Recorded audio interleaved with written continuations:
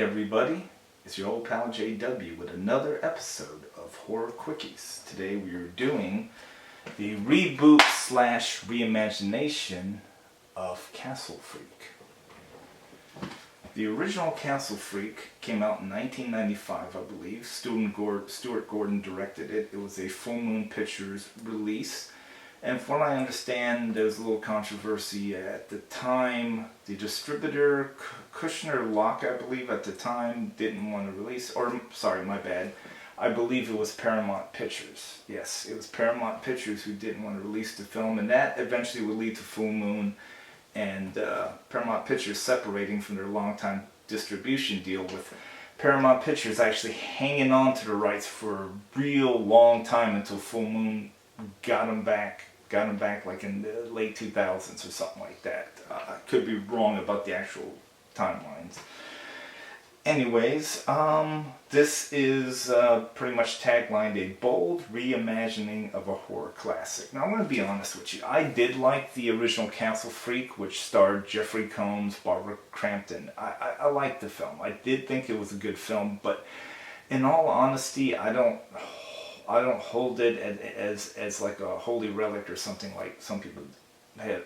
Some people have that opinion, and there's nothing wrong with that. I honestly just thought there's far more Stuart Gordon movies that I thought were superior. But I still like Castle Freak. I'm not totally beaten up on it. And I think that's what made me open to seeing this reboot, because if you guys know me, I don't really generally care for remakes or reboots or reimaginations. Not really a big fan of that stuff, but I was a little bit more open because I wasn't like total and hero worship over the original. Anyways, this film, I believe, premiered on Shudder, even though it does not have the Shudder exclusive. It is distributed by RLJE Films, which distributes, being under the parent company of AMC along with Shudder, they distribute all the Shudder films on DVD. Oh, just a little tidbit. Anyways, the movie kind of starts off similar to the original, and then it just goes off on a total tangent. Maybe one day I'll go back and I'll do reviews of Full Moon classic films. But you know, if you check on YouTube, I'm sure there's a whole bunch of them already done by people who are probably far more better reviewers than me. Anyways, after she's permanently blinded in a tragic car accident, Rebecca receives some bizarre news. Her long-lost mother has recently passed away in Albania. She discovers she's been left the family's ancestral castle in Albania, and her boyfriend John fly out there to check it out and assess the property. John, who will never win the Boyfriend of the Year award, is not only directly responsible for her blindness. You know, he's driving when he has no business driving. Drugs and alcohol, kiddies, don't do it. And drive, don't do that. Anyways, he has this idea in his head that it's his castle. He wants to sell it. He's all about selling it, where Rebecca's more like she wants to know about the mother she never had. She discovers that there was a sister. There's a lot of stuff that she wants to know. And she's in the castle. She's finding all these archaic symbols and stuff like that. For those of you who don't know, Castle Freak itself was loosely based on The Outsider by H.P. Lovecraft.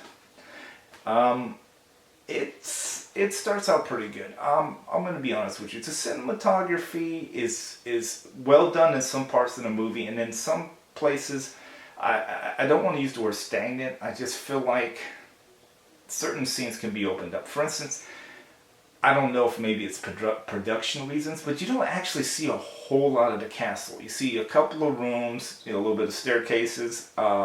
Definitely find the underground tunnels. I mean, it's based on an H.P. Lovecraft story. Of course there's underground tunnels.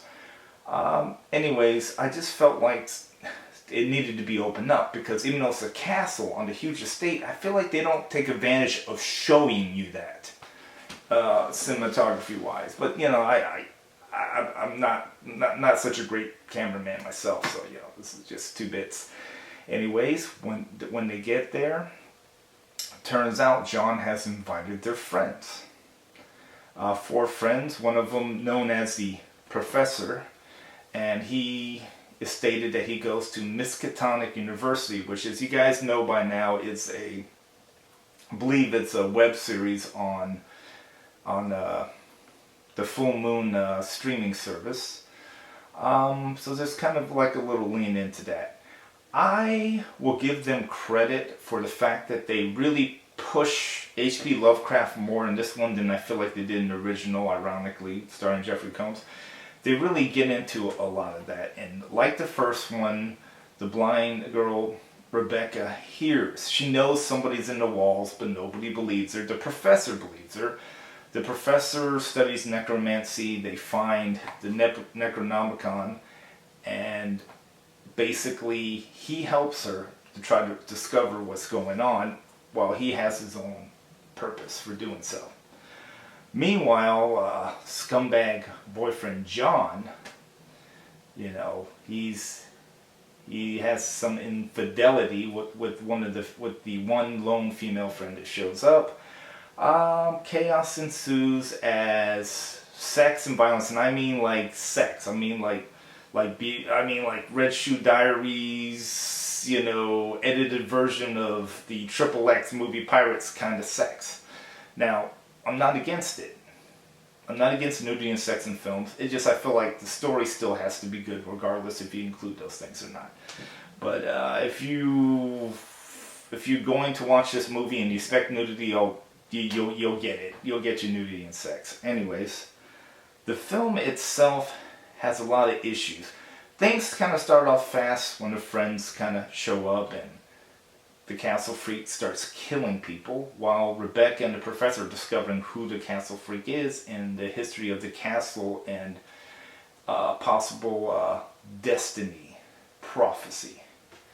The long and the short of it is, I really didn't care for this film very much. Visually, it had some appealing stuff, but this movie was made, in my mind, with a specific audience, and there's nothing wrong with that. But there's a lot of things that I just really didn't honestly need to see. Eyeballs coming out of vaginas, big giant monster vaginas. And I'm not saying it's a bad movie. I'm just saying I personally didn't care for it at all. That's just me, my personal opinion. But I honestly do not think it was worth my money. I believe I paid $12.95 at my friendly neighborhood Walmart, and quite frankly, after this review, I honestly, I don't want to be an asshole, but I'm honestly probably just going to give this away to somebody. It's not, I don't want to just say it's a terrible film. It's just a lot of it didn't appeal to me. It's more of a personal reason that I didn't care for this film.